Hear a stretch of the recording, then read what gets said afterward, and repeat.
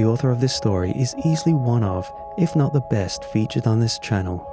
If you enjoy this story, which I know you will, he has 2 books out. Check them out in the description and pinned comment below.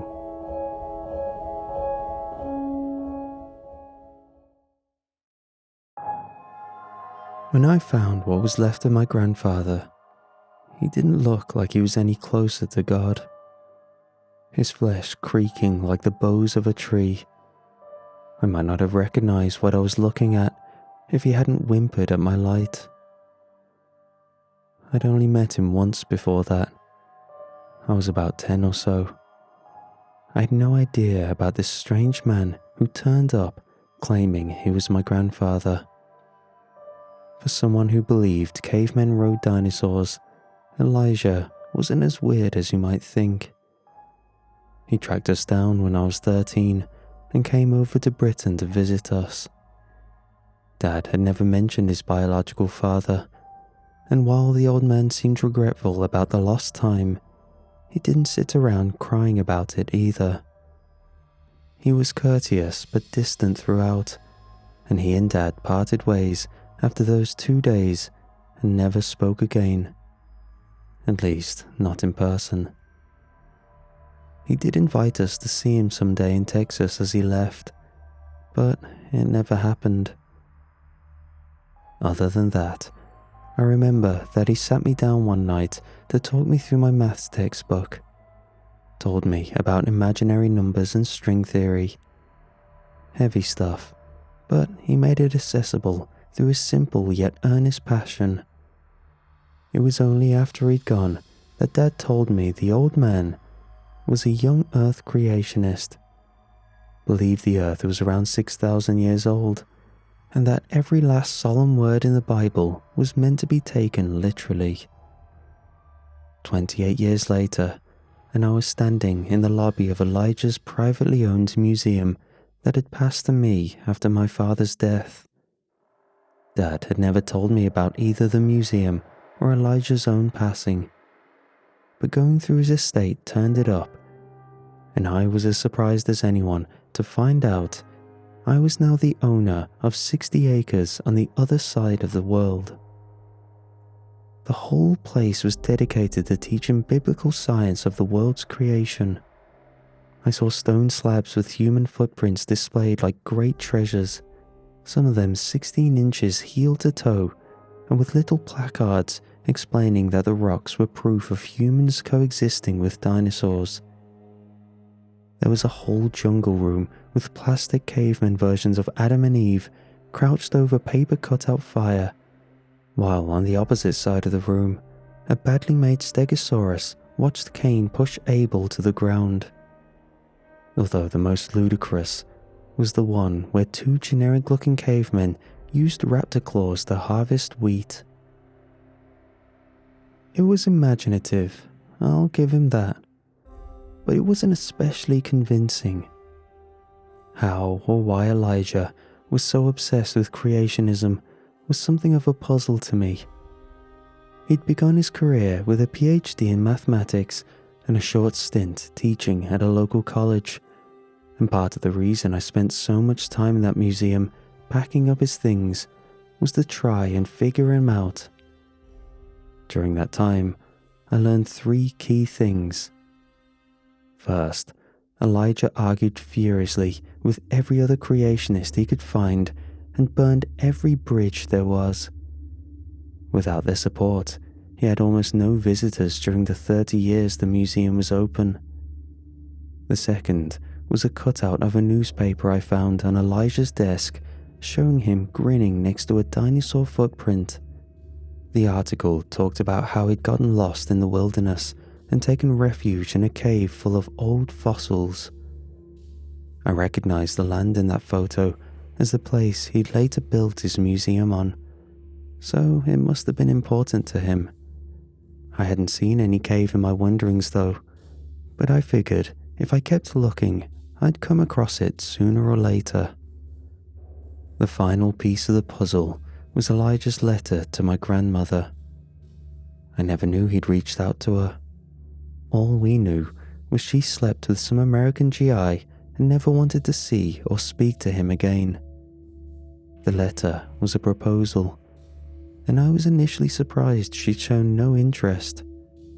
Elijah was wealthy, intelligent, hard-working, and, based on his photos, a good-looking and athletic man. But then I got to the last page or so. Ethel, I can offer you more than just a good life. I can offer you an eternal one. I'm sure I told you about the time I hurt my leg hiking in the wilderness and was forced to take shelter in a cave until the storm passed. There, I found many strange and curious fossils, and I took the first steps on this strange hobby of mine. But what I haven't told the others is that I saw more than just a few old rocks. I found a way down, down, down, down. Ethel, I went deep in the earth, and there I found a paradise, a piece of the world that had been preserved as it was before the great flood. And I saw early man still living as he did in the days of Eden, 10 feet tall and 1,000 years old, and speaking the tongue of God handed down before the fall of Babel. One of these great men sat me down and told me the secret histories of the world. I have kept this knowledge to myself for so long, but I know I can change the world, and it begins with this new book I'm writing. After that, a museum to display all the proof I've gathered. It isn't just about history, Ethel. It's the future that's at stake. Down there, I learned how to put a stop to it all. The wars and the fighting, hunger and deprivation. It can all be a thing of the past, and I believe it's God's will I do this. I can change the world, Ethel. I want you by my side when I do it. There it is, I muttered quietly to myself as I read the letter by the dim light of Elijah's old desk lamp. That was why my grandmother had not responded to his letters, and why my father did not meet his father until Elijah tracked him down decades later. 6 weeks in the dusty ruins of Elijah's seldom visited museum, and I finally felt like I understood my grandfather. Intelligent, stubborn, possibly mentally ill. Over the next few days, I continued to pack up his things and found myself often feeling sorry for him. It was lonely out there, and it made me uncomfortable to think of how an old man painstakingly painted little plaques no one wanted to read, or planning the best place to build public toilets for field trips that never came. And he just kept at it, right until the end. It was like I was walking around the physical manifestation of someone's delusions. But then I found the door behind the bookcase, and I discovered that Elijah had built 2 museums. Whole time I'd been in that place, I felt a kind of quiet unease, but I'd put it down to the circumstances. Packing up a dead man's things, or so I thought. But as soon as I pulled on that little locking mechanism and the shelf popped free with a puff of stale air, I understood I'd been sensing something else entirely. It was the darkness that stood out to me, or maybe the smell. Hard to say, since I'd never breathed air like it before or since. And looking back, I think I might be overstating just how black the darkness at the bottom of those stairs really was. But just the sight of it made something inside me want to turn and run. Not just out of the building, but out of the damn country, back to the airport and home again. I had no idea what was going to be down there, but for some reason, I was scared witless. Just the dark, I told myself, before forcing one foot in front of the other and making my way down. Wasn't far before the plaster chipped away and there was nothing but bare rock for walls. Turns out I hadn't been able to find the cave on Elijah's land, because he'd built the museum on top of it.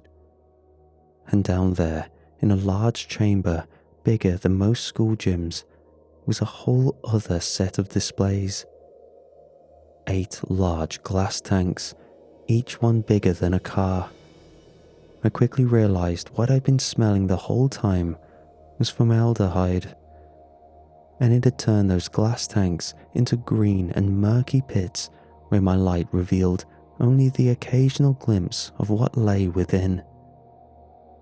Whatever Elijah was planning on showing off down here, it wasn't fossilized rocks.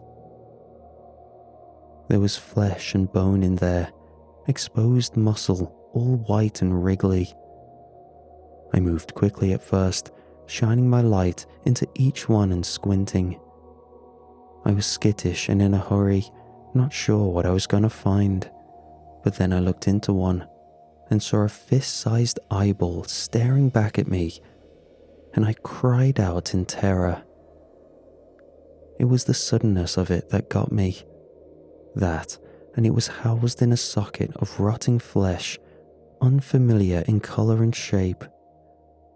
Couldn't have told you if it belonged to something that slithered, swam, or flew. But as I walked around the case, I did find a hand curled up in one corner with fingers all different lengths and shapes. What was Elijah planning to do down there in that hidden room?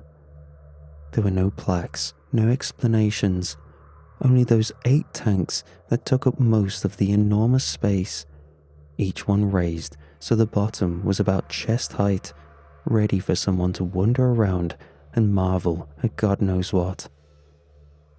The floor had been covered in marble, so he clearly had grand ambitions. Now, there was only dust and sandy pebbles littering the floor. But everything upstairs had been hokey and cheap, the kind of evidence that was going to convince the already convinced.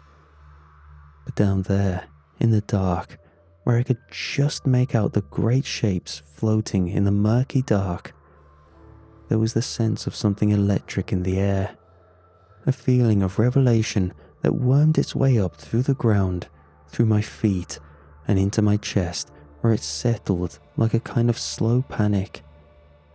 I couldn't stop myself wondering about Elijah's belief and how it factored into that strange place. What had he preserved for decades in that chemical filth? I left after only 10 minutes and returned to the normal world above, where I spent a good hour sitting in the sun, hoping the Texan warmth would purge the dirty feeling that dark room had left me with. I briefly made arrangements to return home, but quickly cancelled. Elijah was insane, so I told myself. But there was something down there, and it was a damn sight more compelling than a bunch of cheap forgeries. That night, I stayed in the same room I always had and lay tossing and turning beneath the moonlight, unable and unwilling to simply let the thoughts of that room fade away. I was wide awake when I heard the sound of something moving around the rooms below. I was alone out there, far from civilization. The sheriff had spoken to me a fair bit about trying to get a hotel, and for the first time, I wished I'd taken his advice. He was mainly concerned about squatters, and that's what I told myself must be out there. Despite the danger, I got up to check on it anyway. The thought of a whole night spent holed up in that room, waiting for some crack addict to come stumbling in, didn't seem much better than going out there and confronting them. But of course, there was more to it than that. I had strange ideas floating in my head, left over from the short time I'd spent wandering those great glass displays. Every time I closed my eyes, I saw images of strange shadowed things floating within. I wanted to bury those thoughts as quickly as possible and put an end to fancy notions of monsters lurking in the dark. At first, The museum looked much like it always had. There were boxes of artifacts and books I'd spent the last few weeks putting away, and quite a few displays still left standing from where I'd yet to get to them. In the jungle room, I walked past those funny-looking cavemen and plastic dinosaurs hiding behind fake ferns and stopped briefly to examine the serpent that tempted passers-by with an apple in its child-sized fist. It was a cheap-looking creation with a strange childlike face rendered in fiberglass scales and beady yellow eyes. I disliked it from day one, and catching it in the dark that night made me hate it even more. But this time, I stopped and reread the plaque beneath. I remembered the words Elijah had written for it, and at the time I dismissed them. But some strange feeling made me revisit them in that moment. Creatures alive today, such as snakes and lizards, looked very different under conditions of the pre-flood world, where the air was alive with powerful static and water did not fall from the sky but seeped upwards from the ground as a kind of condensation. The serpent was probably not like any snake we'd see today, but perhaps an altogether different creature whose bones continued to confound the non-believer scientists who studied them. Only through the Bible can we realize what such fossils truly represent. This is only one interpretation of what the serpent that tempted Eve may have looked like. When I looked up, another pair of eyes were gazing at me from over the mannequin's shoulder.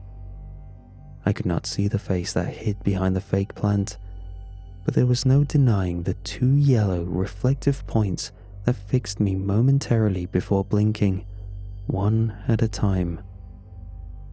I froze, terrified by such primal sight as a pair of predatory eyes gazing at me from the dark, and watched in terror as they slinked away and disappeared entirely. There followed the sounds of a few rapid and wet footfalls across the tile floor as something in that room crawled quietly into the shadows. That night, I barricaded my bedroom door, and come morning, when I felt a little braver in the daylight, I checked the jungle room and found wet and slimy tracks leading to Elijah's office, where they disappeared behind the bookcase and into the cave below. It was crazy, I told myself. All of it was madness, but I couldn't shake my curiosity. And if you were me, you wouldn't have been able to either.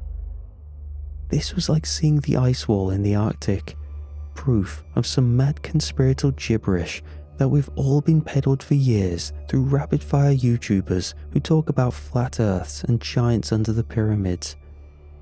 It was as if I'd felt what Elijah had spoken of. The air really was electric down there. The ground was different. But as much as I hated to even give his beliefs the tiniest iota of credit, I could think of no other way to describe it than I had briefly stood in the conditions of another, older world. I had to make sense of it. I'd spent weeks putting away badly made fakes and forgeries, footprints with visible tool marks, badly arranged dinosaur bones, and dioramas of raptors in Noah's Ark. Elijah had found something all right, but I was certain it wasn't proof of his worldview. I just had to understand it on my own terms. Despite every bit of apprehension, I went back down the staircase. This time I took a crowbar and slipped a claw hammer in one belt loop just in case. I also brought a few wired floodlights and set about lighting that main room up so I could get a proper look. It didn't help me see what was in those cases any better.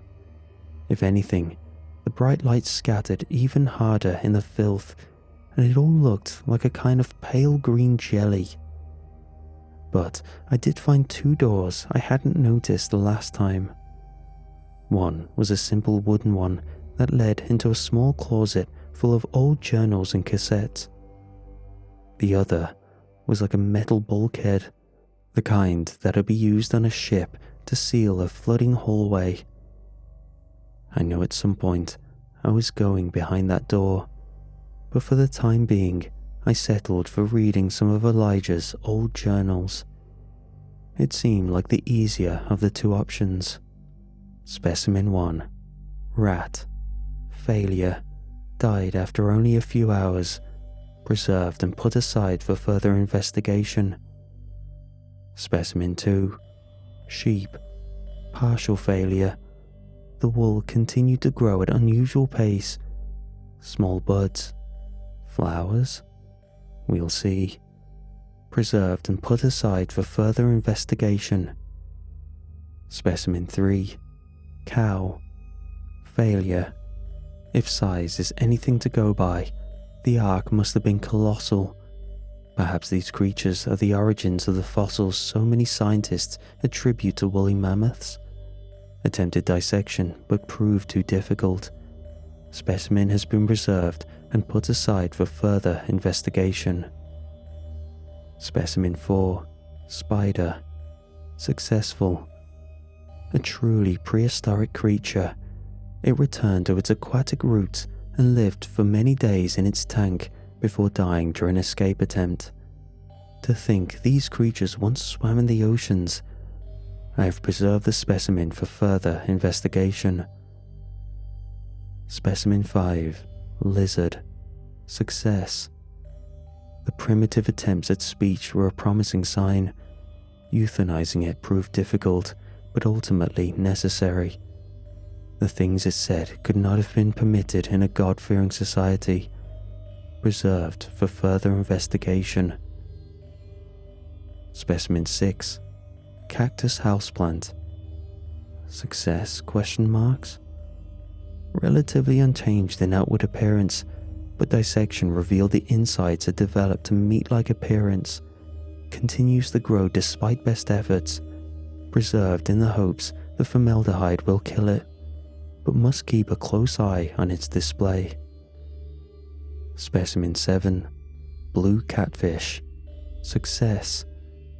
The origins of the great Leviathan perhaps lie within creatures such as this. Its growth was extraordinary, and it will be a struggle to fit the beast inside one of the displays. I do not envy the ancient sailors who encountered one of these in open waters. Specimen 8. Sparrow. Failure. Dreadful mistake. Euthanized itself while screaming obscenities. The things it said were extremely blasphemous. Preserved and put aside for further investigation. Specimen 9. Despite my best efforts, exposure to pre-flood conditions has begun to affect me. I'll have to join the great men below, if they will have me. I will not be able to continue my great work, and that saddens me deeply. Not a success, but not a failure either. At least I can take solace in knowing this will bring me closer to God. I looked at the tanks and suppressed a shudder. Were these Elijah's failed experiments? And if so, what on earth had he been doing to them? There was no scientific equipment down there, no mad scientist laboratory with bubbling vials and buzzing Tesla coils. That eye had been the size of a cantaloupe, and could not have belonged to anything on that list, at least not in its natural state. But Elijah's notes hinted strongly at him having changed them somehow. A kind of mutation, I wondered, perhaps even a form of radiation. For a moment, I considered going through the rest of the notes, but that was just delaying the inevitable. I was impatient, curious, and desperate to make sense of these things. So I approached the great metal door and reached for the lock, but hesitated when I heard a sound on the other side, a gentle susurration. I leaned forward and listened intently as I could. Jacob, open the door. It was not a sound. It wasn't. I could not tell you the timbre of the voice, the volume or language. It had none of those things. It was inside me, and it hurt like hell. A hammer swing to my cortex that left my mind ringing. My sight turned into a slideshow. Blood sprayed from my nose and mouth. The floor was suddenly inches from my face, and then my hands were reaching for the locking wheel. I dragged myself to my feet and gripped it steadily. I was going to open it, even as my mind finally caught up and I was flooded with a terrible panic, a desperate feral need to get out of there. But I couldn't stop myself. Resisting became a kind of physical impossibility, as out of bounds as flying or walking on the ceiling. The loss of control was haunting, and I would have opened that door were it not for the sound of splashing water behind me. Something about it scared me enough that the spell was broken and I regained some of my senses. I managed to glance behind me, and my light caught a glimmer of something black and oily slithering in one of the tanks.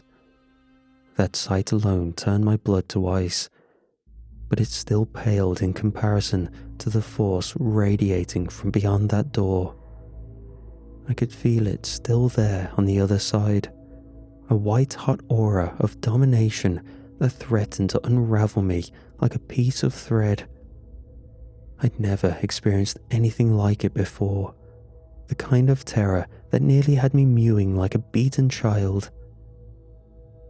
Before that thing could speak again, I ran, screaming from that room and out into the open air, where the shock finally hit my nervous system like a freight train, and I passed out.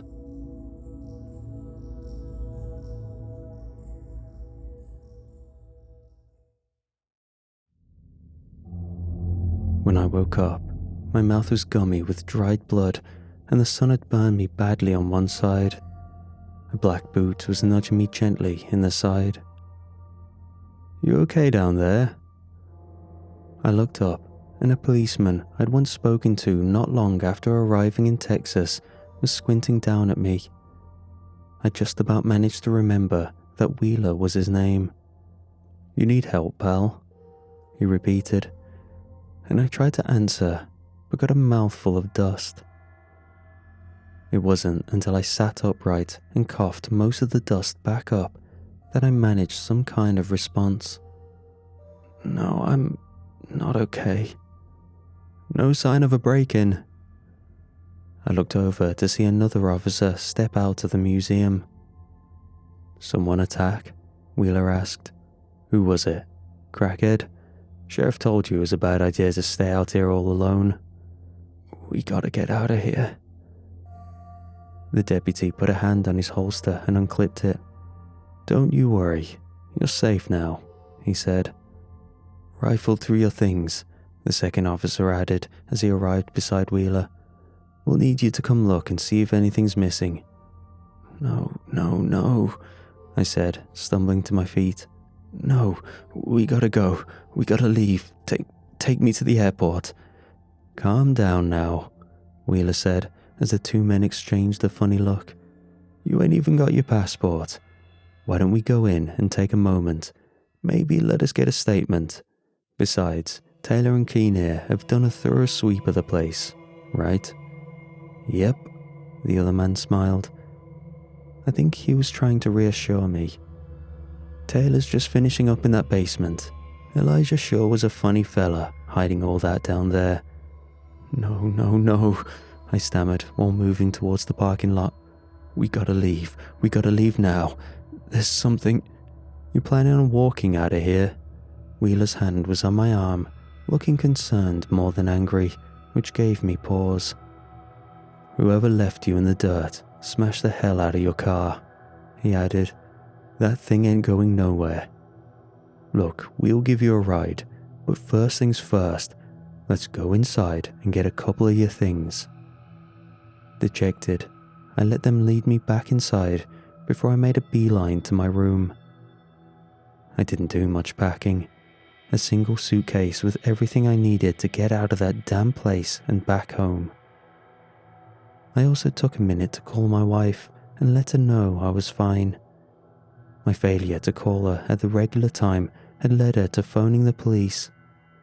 Without that, I don't know how things would have panned out. At the time, I was deeply thankful just to have her looking out for me, and all I wanted in the world was to get back to her and put an end to the whole weird episode. As soon as I was packed, I ran back downstairs where I found Wheeler, who was ready to enter Elijah's office. "Keen went to get Taylor a short while ago," he said, "getting tired of waiting, so you just stay here while I go round him up." Before I could beg him to stop, he stepped inside and I raced after him. But I was too late. By the time I reached the stairs, the only sign of him was the light of his torch already fading. With him went the keys to the only working car in that place. I had no choice but to follow. As soon as I took the first step down, I felt that strange but familiar energy. Only this time, it seemed 1,000 times more powerful. It thrummed through the air like a kind of vibration. Sound seemed both muted and amplified. My footsteps were silent, but my breath was like thunder. The effect was claustrophobic, like the world was closing in on me. By the time I arrived at the bottom, I'd already felt like it was too late to turn back. I nearly cried out when I saw that the great metal door was already open. No sign of the men. Formaldehyde lay pooling on the floor where it mixed slowly with a puddle of fresh blood, although I had no idea who it belonged to. The tanks remained intact, which I was thankful for, but it troubled me to think of how that fluid got splashed around so violently. And the lights I set up had been knocked over in what must have been some kind of struggle, and now they cast long and frightening shadows. Wheeler had never been more than a couple seconds ahead of me, and yet he was nowhere to be seen in that room. But I already knew that every question racing through my mind could be traced to a single place. Where had the men gone? What had caused such violence and mayhem? Why are my ears ringing? Why are my feet moving of their own accord? What had Elijah found in the wilderness? What had changed those animals? What had spoken to me from the other side of a foot-thick steel doorway? What had compelled me to be drawn helplessly towards the strange and corpulent mist that rolled out of that black abyss and beckoned me deeper into the depths of the earth? The answer to every one of those questions was the same, and it was all due to the force that lived on the other side of that door. It must have surely affected the policeman in the same way it affected me. I was no more than halfway across the room when it felt like I was actually falling towards an open vault. After I crossed the threshold, I seemed to lose all sense of time and self. God knows what it must have been like for Elijah all those years ago, lost in the wilderness. I don't know what it was he found, but I still think he was mad and naive to genuinely think it was anything to do with God. Even now, glimpses of the journey down echo in my mind like snapshots in the dark. I remember heat and light. I remember pale mist that curled around my feet, lit within by some impossible light. I remember wandering vast caves larger than any stadium. But most of all, I remember the air and the way it crackled with skittish electricity. I could feel it across my skin like a gentle sunburn. There were buildings down there, and as I went deeper, over what might have been hours or maybe even days. I saw the air filled with glowing mist so bright it was more like day than night. And it was in one of those buildings I found my long-lost grandfather. Or what was left of him, I guess. Of course, I say that. But he was alive. He made noises, so he must have been alive. The building was enormous, larger than even the cave above, but poor Elijah had still grown to take up nearly a third of it. He'd grown taller, like he believed would happen, and I bet he was longer lived too.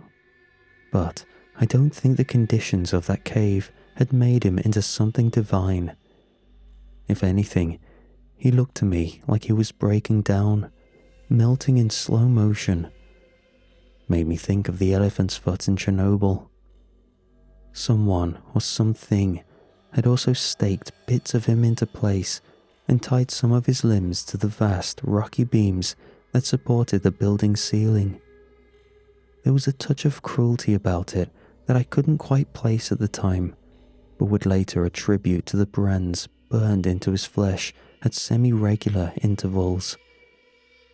If he had a mouth, I've no doubt he would have begged me to kill him. But my mind was not my own at that time, and I left that place and went back to wandering the mist in search of something I could not understand. I was merely compelled to go deeper towards some strange force that beckoned me onwards, working my feet and body like I was nothing more but a puppet. Eventually, during my journey, I heard a voice. He was wailing and sobbing, and he came screaming out of the mist and ran right into me. Something about the collision shocked both of us enough that it seemed to break the cave's effect on us. He looked as surprised to see me as I was to see him, and for a brief moment we both lay on the floor and stammered desperately in an attempt to speak. Eventually, I managed to ask what the hell had happened, but he jumped on top of me and clamped a hand around my mouth. He held me there for a few seconds, his wide, terrified eyes imploring me to stay quiet. And then I heard the footfalls of a giant, and I felt its mind looking for us. And I caught glimpses of the world as remembered by that man-shaped creature, the content of its mind spilling outwards into me. I saw the great flood, the ark, a world with wandering seraphim and the great tannin, the behemoth and leviathan. But more than that, I felt a kind of seething contempt in his feelings towards us, a burning disdain for the lesser race that had inherited the surface. I don't know how to fully describe it, but whatever that thing was, I don't know how Elijah could have possibly mistaken it for benevolent. Perhaps he had seen only what he wanted to. Perhaps it had read within him a desperate need to believe and used that to manipulate him. God knows what would have happened if Elijah had actually managed to fill that hidden room with people and open the door. Whatever lived within that cave would have had 10 times the number of victims it had claimed so far. Only Elijah's arrogance and obstinance had saved him from playing right into its hands. Eventually, the creature moved away from us. I'm not sure how or why it couldn't find us. The spell it cast seemed to come and go, and in that moment, the only thing I could be sure of was that once free, I had every intention of getting the hell out of there. Wheeler and I seemed to share this understanding, because as soon as it was safe to, he let me go, and the two of us wordlessly began to skulk back the way we came. It wasn't as long back as I feared it might be, although it's still hard to be sure of the time. What I can be sure of is that it was a special kind of nightmare to leave that place. The mist made it impossible to navigate, and if it wasn't for the tracks we'd left in the strange wet ground, we would have been lost forever down there. Even then, we often got waylaid and had to take hours just to find our way back to the track, and more than once we found ourselves forced to hide in crevices and caves as terrible things drifted close in the fog, drawn perhaps by our scent or some other strange force. But eventually we found ourselves hiking upwards at a steep and familiar incline where the mist thinned out almost entirely. By the time we were finally stumbling back out into the hidden room with the glass tanks, I had managed to grow a fair bit of stubble, and I noticed that what was once fresh blood had now congealed into a dark, rust-colored brown. At a guess, we were down there for a good 2 or 3 days. I'm only thankful our memories of it were so broken. Wheeler almost immediately made a beeline for the exit, but I grabbed him and pulled him back. "The door," I gasped, while grabbing the locking wheel and trying to push it shut. But I was weak, and it took both of us trying with all our might to finally swing it closed. Once the mechanism clicked into place, I tried to turn and run, but something in me gave out and I collapsed to my knees, where I began to heave and cry. Wheeler placed one hand on my shoulder and slowly pulled me back to my feet. "What the hell was your grandfather up to out here?" he moaned as we both limped towards the exit. "God knows," I muttered, and as I placed my foot on the first step up, I felt the deepest relief I've ever known flood through my body. "Wake up." The voice was as clear as day, but this time there was no pain. I looked to Wheeler to confirm that he'd heard it too, and sure enough, he was staring at me with a horrified expression. But the command made no sense, and it seemed to be distant, almost thinned. Was it the distance, I wondered, or the door? Elijah must have put the barrier there for a reason, but I couldn't be sure that was the only reason that the voice felt different somehow. But then I heard the sound behind me, and I realized why those words had been so strange. The command wasn't meant for us. The glass tankers broke one by one, and Wheeler and I both turned to see the room flood with formaldehyde and slick, oily flesh. The smell alone was enough to make me recoil and cry out. But then I saw them, the creatures within. God, most of them merely thrashed around. I don't know what that was. I simply don't know. Something fish-like, I suppose. Screamed in an almost human voice and rolled around in the slick waters. Another thing was pulling apart its face with a starfish-shaped hand. One was just a pile of legs that wrapped around the central mass. But one of them was rising to its feet. 2 yellow eyes glaring back at me from the dark, the irises glowing with a sickly rage. It almost looked human.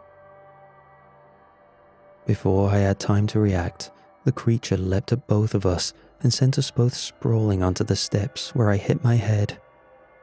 For a few terrifying moments, I felt myself being dragged slowly down into that disgusting liquid, where strange tentacles and insectile legs thrashed violently for some kind of purchase. I remember something hairy and chitinous brushing against my cheek, and the disgusting sensation was enough to bring me back to my senses. When I looked over to where Wheeler was being pulled right beside me, he was semi-conscious and groaning, and I realized it was up to me to try and get us out of there. I kicked violently at the strange thing pulling us. It was smaller than I thought, a bit bigger than most children, but it held onto my leg with an iron grip. But my movement woke Wheeler, who, finally coming around, began to fight back. Both of us kicked as violently as we could and seemed to enrage the monster that was fighting to pull us towards the door. With a strange hiss, it let go and turned towards Wheeler, lashing out with a single swipe of its hand. Almost immediately, there was an arterial spray of blood and a death rattle from the officer's lips that made my blood run cold. For a few desperate seconds, the dying man seemed to fumble towards his belt and grab something in his fist. I hoped it was a gun, but instead, his limp hand fell open and revealed a beaten old Zippo lighter and his car keys. I don't know if he meant to, but in that moment, Wheeler saved my life. I grabbed both items and ran as quickly as I could, reaching the steps and refusing to look back for even a second. I lit the Zippo and tossed it behind me, praying to God that this final gambit would work. Something took a swipe at my back, a hot burning sensation followed by a warm trickle that ran down my legs. My final memory before I stumbled face first and hit my head again was one of light and heat, a blinding flash and a terrible warmth that pushed the last glimmers of my consciousness aside and left me drifting in the dark. I never recovered from my time in Elijah's museum, and I never even made it to the car. Police found me having crawled just outside while the entire place went up in flames.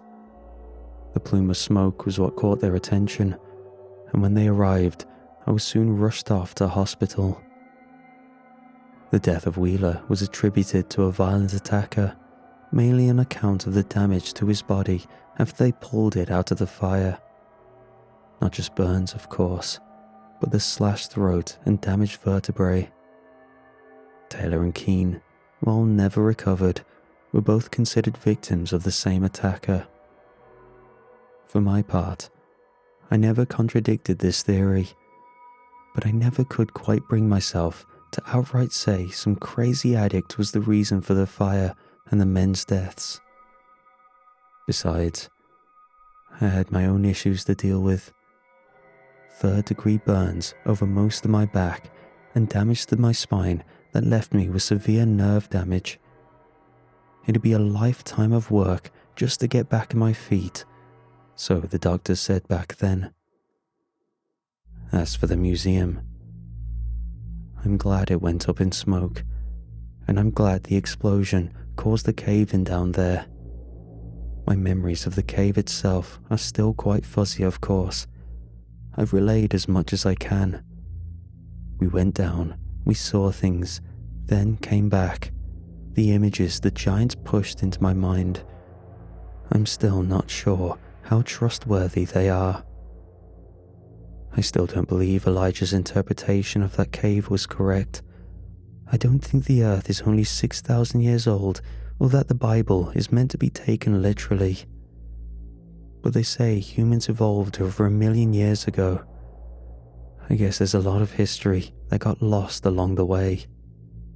As for Elijah's theory that the conditions of the cave would cause some divine change in humans, well, I can remember him clearly enough to know there was nothing godly about what happened to him.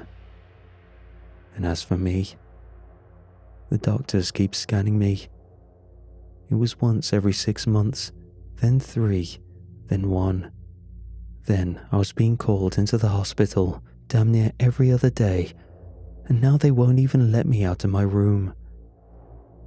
They won't tell me what's wrong, or why I sometimes wake up to find my back itching like it's covered in 1,000 ants, or why the last nurse who gave me a sponge bath ran out sobbing halfway through. They took me in for surgery a few days ago, and when I woke up, they'd amputated something from my leg but they wouldn't tell me what. I'm lucky my wife managed to sneak this phone in. It's the only communication I have with the outside world. I'd like to see her again, but I'm not sure I will. I guess I was down in that cave for too long, but I know it's getting worse, and that I don't have much longer. The last doctor who came in wore a hazmat suit, and I'm pretty sure when he left, he was still coughing up blood.